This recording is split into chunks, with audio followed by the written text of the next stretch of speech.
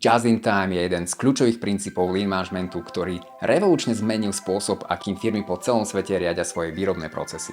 Just in time je prístup riadenia výroby, pri ktorom sa výrobné materiály a komponenty dodávajú presne vtedy, keď sú potrebné a nie skôr. Ani neskôr samozrejme. Predstavte si výstavbu veľkej budovy na malom pozemku.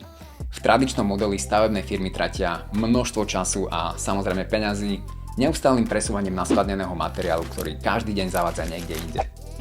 Ale pri opakovanom presúvaní materiálu si môžete byť istí, že nejaký materiál poškodíte, no a povedzme si na rovinu, čím dlhšie máte materiál naskladnený, tým väčšia šanca, že ho niekto ukradne, že zdegraduje vplyvom poveternostných podmienok alebo expiruje. A tak radosť z nákupu materiálu s množstevnou zľavou klesá.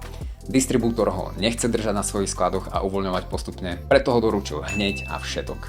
Druhá možnosť je prenajať si susedný pozemok, čo sú ale ďalšie peniaze. Ten treba oplotiť a strážiť, ďalšie peniaze, po dokončení stavby uviesť do pôvodného stavu, ďalšie čo? Peniaze.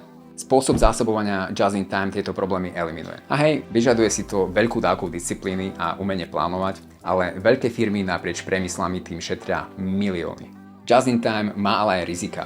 V prípade, že vám dodávateľ nedoručí materiál na čas, vaša výroba sa spomalí alebo až zastaví, pretože nemáte zásoby na pokrytie výpadkov. Aj preto majú automobilky v zmluvách s dodávateľmi materiálu dohodnuté pokuty vo výške desiatok tisíc eur za minúty oneskoreného dodania.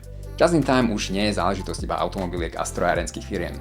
Aj vyspelé stavebné firmy už využívajú denné, respektíve poldenné zásobovanie materiálom potrebným na realizáciu iba toho konkrétneho dňa alebo poldňa. Využívajú sa na to špecializovaní špeditéri alebo kuriéri, ktorí na jedno nákladné auto naložia materiály od viacerých dodávateľov a dovezú ho na stavbu. No a menší počet nákladných aut blokujúcich komunikácie a plochy staveniska pomáha aj k rýchlejšej a bezpečnejšej realizácii prác. K rekordne krátkemu času výstavby Empire State Building 102 poschodí iba za 410 dní prispelo napríklad aj to, že oceľové nosníky vykladali z nákladných aut priamo na miesto zabudovania, kde sú dodnes.